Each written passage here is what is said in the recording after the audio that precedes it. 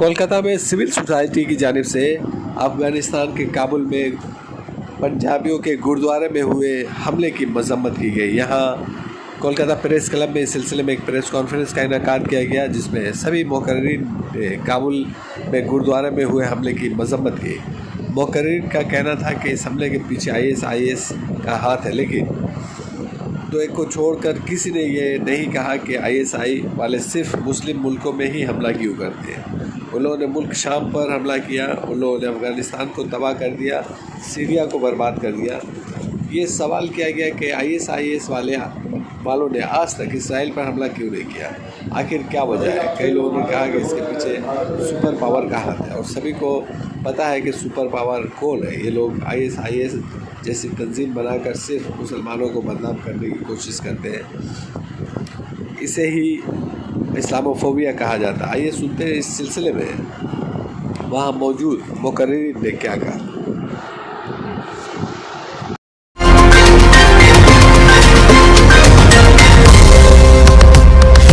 देखिए, कोई भी एक्शन यहाँ अगर कुछ होगा गलत, उसका रिएक्शन कहीं ना कहीं बाहर निकलता ही है। ये it is a known fact. तो हमको इसको भी रिस्ट्रेन करना चाहिए। इंडिया में भी इसके ऊपर में अंकुश लगाना चाहिए कि भी किसी भी धर्म को हम कौन होते हैं किसी धर्म को हम कंडेम करने वाले। अब पहले अपना इंसान बनो, फिर हम उस लेवल तक नहीं पहुंच सकते कि हम किसी भी रिलीजन को हम कंडेम करें।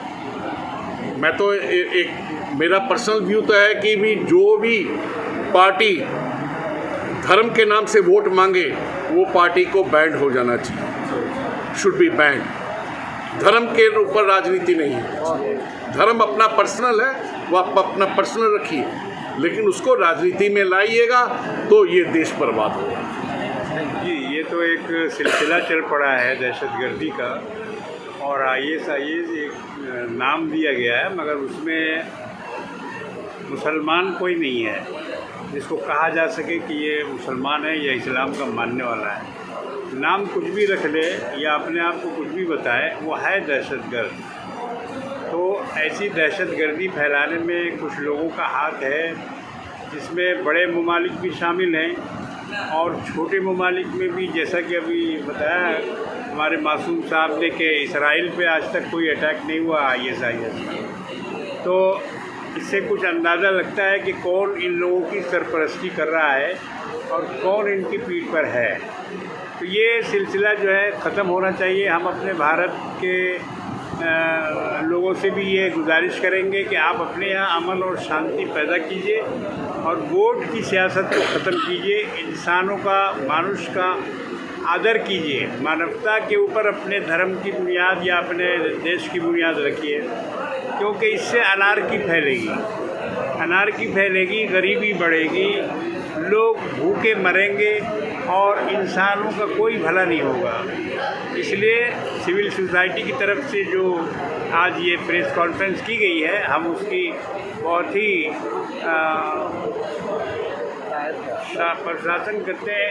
प्रशंसा करते हैं कि उन्होंने एक अच्छा काम किया है। और इसी तरह से हम चाहते हैं कि आइंदा भी हम लोगों के पास जाएं और उनके सामने जाकर इन चीज़ों को बयान करें, और जो जुल्म हो रहा है उसकी हम मजम्मत करें। गुरुद्वारा पे अटैक क्यों कर रहे हैं? ऐसा है कि जब आज़ादी के बाद संविधान बनाया गया तो सबसे ज़्यादा चर्चा धर्म को लेकर हुआ। तो ये निष्कर्ष निकाला गया कि इंसान को आध्यात्मिक शांति की उतनी ही ज़रूरत है जितने कि उसको लौकिक विकास या संसारी विकास का है। और आध्यात्मिक जो संबंध है वो इंसान का उसके धर्म के साथ है, और धर्म का संबंध इंसान का अपने इष्ट के साथ है। इसलिए हर इंसान को अपने अपने धर्म को अपने ढंग से मनाने का पूरा अधिकार है, जो संविधान हमें अधिकार देता है। ठीक है, अच्छा। और वहाँ उन्होंने एक दहशतगर्द फैलाना है कहीं ना कहीं। जो अब मस्जिदों पे भी क्यों अटैक होता है, जब सरकारें उनको रोकेंगी तो मस्जिद पे भी अटैक करेंगी। सरकारों का काम तो रोकना है ना, वो दहशतगर्द को फैलने देंगे। लेकिन इन्होंने एक अपना अपना जैसा कि पता ही है कि बैकिंग कहाँ से हो रहा है और क्यों हो रहा है। और सबसे ज़्यादा ज़रूरी है कि ये जो वायलेंस होता है before it comes on the street it is already in the mind, ठीक है ना। तो इस तरह के जो हमें ज़रूरत है मानव चेतना को जगाने की, और ये अगर अभी हम शुरू करें तो इसको जगाने के भीतर भी कई पीढ़ियां ख़त्म हो जाएंगी, तब जाके कहीं ये हमारा फलीभूत होगा कि हाँ हमने कुछ किया है। नहीं तो ये इसी तरह चलता रहेगा। अनपढ़ता तो है ही है इसके पीछे, बाकी जो दहशतगर्दी का उनको अपना स्वाद आता है, तो बंदे का अपना अपना एक इंटरेस्ट होता है, उनको उसी में वो मरने को खुश हैं। जैसे कोई शहीद होके, नहीं तो जो आदमी देश के लिए शहीद होता है वो मरने की बात करता है, मारने की बात नहीं करता। इसी के लिए कायम होता है, इसी के लिए बनाया जाता है कि यहाँ पे जो भी किसी के ऊपर में कोई भी जुल्म हो या हुकूमत के तरफ से कोई गलत इक़दाम हो, उसके ख़िलाफ़ सिविल सोसाइटी हमेशा आवाज़ उठाती है। ये हमेशा आवाज़ उठाती है, हमेशा आवाज़ उठाती रहेगी। लोगों को अच्छा लगे, लोगों को बुरा लगे, ये उनका मामला है। लेकिन सिविल सोसाइटी ये इस चीज़ को, जब से हम लोगों को मालूम हुआ कि यहाँ अफ़गानिस्तान में काबुल में ये हमारे सरदार भाइयों का गुरुद्वारा को के ऊपर में बम से उड़ाया गया और ये किया गया, उस वक्त से हम लोगों के अंदर में छटपटी थी और ये चाहते थे कि अभी इसका फौरी तौर से ये किया जाए। आपको ये बतला दें कि हम लोगों ने, सिविल सोसाइटी ने एम्बेसी, अफ़गान एम्बेसी को भी ख़त लिखा और कौंसलेट जनरल ऑफ अफ़गानिस्तान जिसका कि ऑफ़िस बम्बई में है उसको भी ख़त लिखा। एक का ऑफ़िस एम्बेसी जो है वो दिल्ली में है, कौंसलेट जनरल बैठते हैं बम्बई में, दोनों को ख़त लिखा गया। और साथ में हमारे जो ये है प्राइम मिनिस्टर, उनको कहा गया कि आपने जो कहा है और इसकी निंदा की है ये ठीक है, लेकिन अभी जो लोग वहाँ पे घिरे हुए हैं उनको वीज़ा दे करके उनको बुलवाइए, यहाँ पे उनको रिहैबिलिटेट कीजिए। अगर आप नहीं रिहैबिलिटेट करेंगे तो इसके माने आप उनको छोड़ दे रहे हैं कि फिर कोई दहशत गर्द फसाद हो और उसके अंदर में वो मारे जाए। तो ये हम लोग हुकूमत को भी लिखते हैं, हम लोग कौंसलेट को भी लिखते हैं, सबों को लिखते हैं और इसकी निंदा करते हैं। और कहा जा रहा है कि ISI जो अटैक किया है काबुल पे, जी, उसने इसराइल पे हमला नहीं किया। क्या वजह है कि इसराइल पे? देखिए, ISIS जो तंजीम है ये एक दहशत गर्द तंजीम है और इसकी पुष्टपनाही सुपर पावर्स कर रहे हैं। इसमें बोलने में हमें कोई झिझक नहीं है। सुपर पावर्स आ करके अफ़गानिस्तान को तोड़ करके, बमबारी करके उसको तहस नहस कर देता है, सीरिया के ऊपर में मार करके उसको तहस नहस कर देता है।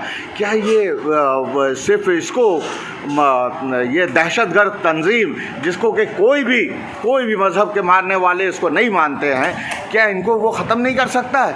इनको ये नहीं कर सकता है? कौन उनके लिए आवाज़ उठाता है? कोई नहीं। सिविल सोसाइटी के तरफ से या सिविलियंस के तरफ से कोई आवाज़ नहीं उठाता। ना मुसलमान उठाते हैं, ना हिंदू उठाते हैं, ना कोई भी उठाता है। तो आखिर ये अगर सुपर पावर के छत्र छाया में नहीं है तो क्या चीज़ है, क्या मामला है? ये सारे हमले सुपर पावर्स करवा रहे हैं और ये उनका मामला जो है ये तो एक मोटी सी बात है कि आदमी सबका फीता जो है वो ला करके मुसलमानों के ऊपर में करता है, इसलिए कि मुसलमानों के तरफ से बोलने वाला कोई नहीं है।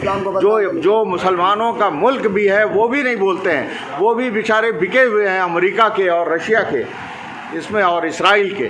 तो फिर कौन बोलेगा? ये सिविल सोसाइटी की जिम्मेदारी है। सिविल सोसाइटी सिर्फ मुसलमानों का या सिर्फ हिंदुओं का या कि सिर्फ इसका नहीं है, बल्कि तमाम मज़ाहिब के लोग और तमाम क्रॉस सेक्शन ऑफ सोसाइटी, इसमें वकील भी हैं, इसमें डॉक्टर भी हैं, सभी इन्वॉल्व हैं और हम लोग आवाज़ उठाते हैं, उठाते रहेंगे। মাইনরিটিদের উপর আক্রমণ সারা পৃথিবীতেই আজকের ফেনোমেনা, আজকের অবস্থা। এবং আমাদের বক্তব্য, মানবাধিকার কর্মী হিসেবে আমাদের বক্তব্য হচ্ছে যে রাষ্ট্রসংঘের যে মাইনরিটি রাইটস যাতে বিভিন্ন দেশ সই করেছে, সংখ্যালঘুদের নিরাপত্তা দেয়া, তাদের ধর্মস্থান রক্ষা করার দায়িত্ব সরকারের। সেটা কাবুলে যেমন, পাকিস্তানে তেমন, ভারতবর্ষের ক্ষেত্রেও তেমন। হ্যাঁ, এটা রাষ্ট্রকে উদ্যোগ নিতে হবে।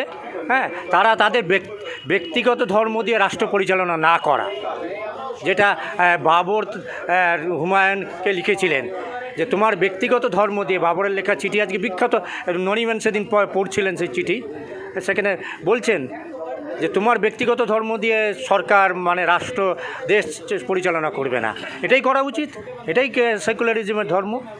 হ্যাঁ, এবং আরেকটা বিষয় হচ্ছে মাইনরিটিদের উপর অ্যাটাক রাষ্ট্রের প্রচ্ছন্ন এবং পরিকল্পনা ছাড়া হয় না, সেটা কাবুলের ক্ষেত্রে যেমন, পাকিস্তানের ক্ষেত্রে যেমন, ভারতবর্ষের ক্ষেত্রে তেমনই সত্য।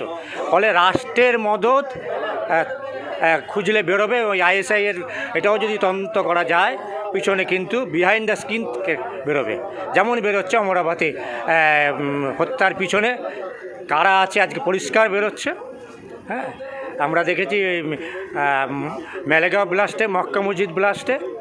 হ্যাঁ, ফলে সরকারের মদত থাকেই। হ্যাঁ, সেই মদতকারীদের খুঁজে বার করতে হবে, বন্ধ করতে হবে তাদের মদত দেওয়া, এটা হচ্ছে